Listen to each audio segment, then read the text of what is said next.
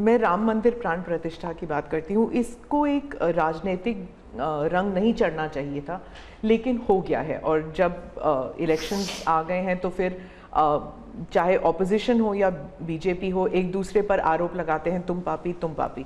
कांग्रेस कहती है कि इसका राजनीतिकरण बीजेपी ने किया इसलिए वो पापी हैं। बीजेपी कहती है कि न्योता देने के बावजूद आप प्राण प्रतिष्ठा में आए नहीं इसलिए आप पापी हैं। तो इसे आप कैसे देखते हैं? पहली बात है कि इसका राजनीतिकरण किसने किया, और इसको आज की घटनाओं से मत। जब हमारा जन्म भी नहीं हुआ था, हमारी पार्टी पैदा भी नहीं हुई थी, उस समय अदालत में ये मामला निपटाया जा सकता था, समस्या का समाधान हो सकता था। भारत विभाजन हुआ तो विभाजन के समय ये तय कर सकते हैं चलो भाई इतनी इतनी चीज़ें ऐसा कर लो, वो नहीं किया गया। क्यों? कि एक ऐसा हथियार हाथ में है जो हथियार वोट बैंक पॉलिटिक्स के लिए मजबूती का एक दांव है, इसलिए उसको पकड़ के रखा गया और बार बार उसको भड़काया गया। अब जब ये अदालत के अंदर मामला चल रहा था, अदालत में अभी जजमेंट ना आए वहां तक कोशिश की गई। न्यायिक प्रक्रिया से होना चाहिए तो हमारा संविधान हमें कहता है, और सरकार की तो जिम्मेवारी है, लेकिन उसमें भी अड़ंगे डालना, ये क्यों? क्योंकि उनके लिए ये राजनीतिक हथियार था, ऐसे लोगों के लिए। और देखिए राम मंदिर का, ऐसे लोग हैं राम मंदिर कर रहे हैं, तुम्हें मार देंगे, ऐसा करके वोट बैंक बनाने का एक तरीका था। अब हुआ क्या, राम मंदिर बन गया तो उनके हाथ से वो मुद्दा ही चला गया। अब वो किसी को डरा नहीं पा रहे हैं, राम मंदिर आ जाएगा, आ गया, कुछ नहीं हुआ, आग नहीं लगी कोई। दूसरा, इनकी प्रकृति, आप सोमनाथ मंदिर से लेकर के अब तक की घटनाएं देखिए, वे भारत की मूलभूत आस्थाएं, भारत का मूलभूत जो पिंड है उसके प्रति नेगेटिविटी लेकर के ही देश में वो अपनी बात है। अब सोमनाथ मंदिर को क्या प्रॉब्लम था? सरदार पटेल थे, डॉक्टर राजेंद्र बाबू को जाना था, वहां तो न जनसंघ था, न भाजपा था, न आरएसएस थी, न कोई लड़ाई थी, लेकिन उन्होंने मना कर दिया जाने। वो जो नेहरू जी की जो चिट्ठी थी, हाँ, जो भी है। अब ये और वो परंपरा आज भी चल रही है कि प्राण प्रतिष्ठा का निमंत्रण मिले और आप उसको ठुकरा दें। सचमुच में तो आपको गर्व होना चाहिए कि ये राम मंदिर निर्माण करने वाले जो भी लोग हैं, जिन्होंने संघर्ष भी किया है, वे आपके सारे पाप भूल करके, सारे आपके गुनाह भूल करके घर में आकर के आपको इनवाइट कर रहे हैं और नए से व्यवहार शुरू करना चाहते हैं। आप उसको भी उस पुराने मिजाज से ठुकरा दे, तब लगता है कि आपके लिए वोट बैंक एक बहुत बड़ी आपकी मजबूरी है, और उस वोट बैंक के चलते इस प्रकार की चीज़ें होती रहती। और ये किसी को नीचा दिखाना, किसी का अपमान करना, ये अपना अधिकार मानते हैं। और मैं कभी कभी कहता हूँ वे तो नामदार है, हम तो कामदार है।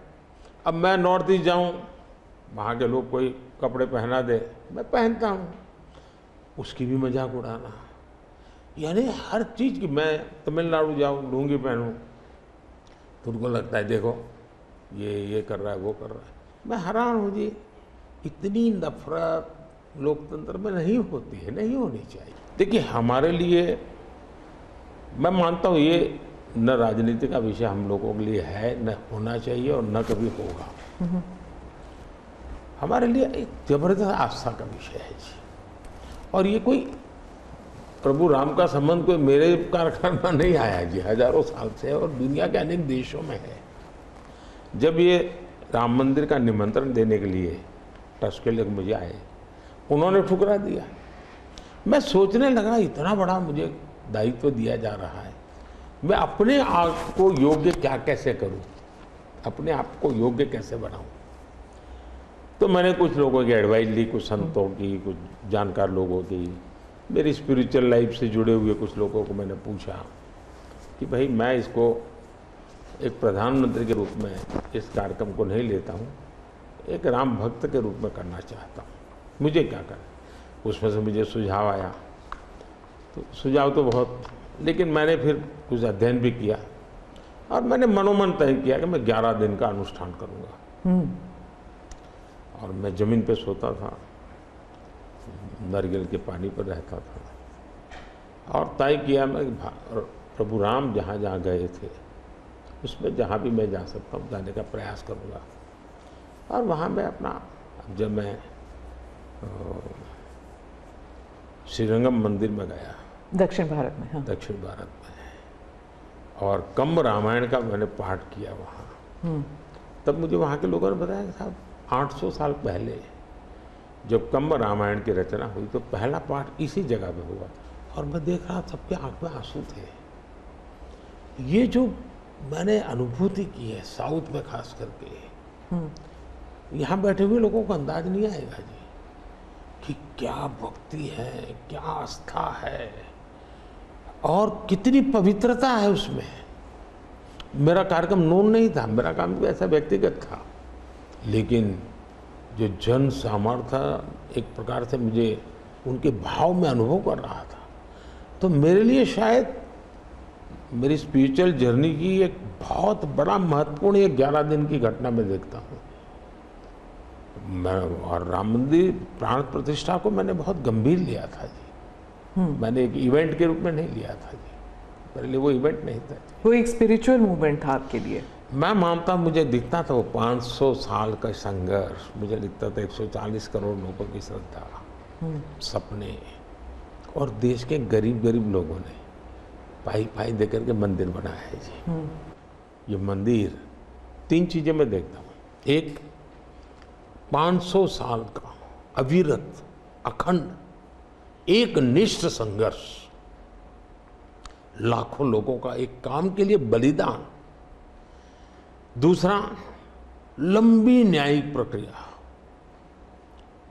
इतने सालों की न्यायिक प्रक्रिया, और न्यायिक प्रक्रिया के हर तराजू से तूल करके निकला हुआ, कसौटी हुआ।